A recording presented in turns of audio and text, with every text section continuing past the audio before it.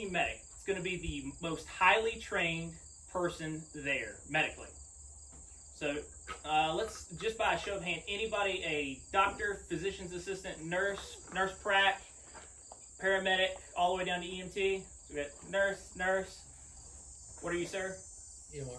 You're EMR? Okay, Yep. all right, cool. 7 years. Yes, sir. Quarterback. You're a paramedic, that's right.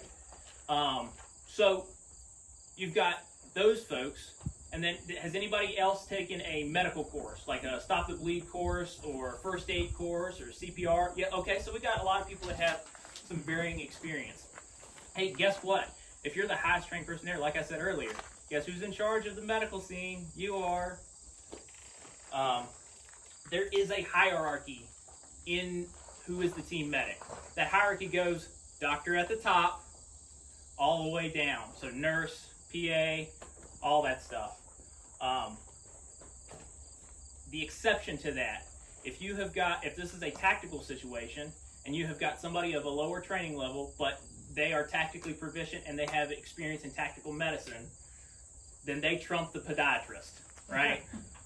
When I have a foot emergency, I'll go get you, doc. But until then, I'm in charge of the tactical medical stuff. Or if I need a procedure done that's out of my scope of practice, all right, then you can come on over.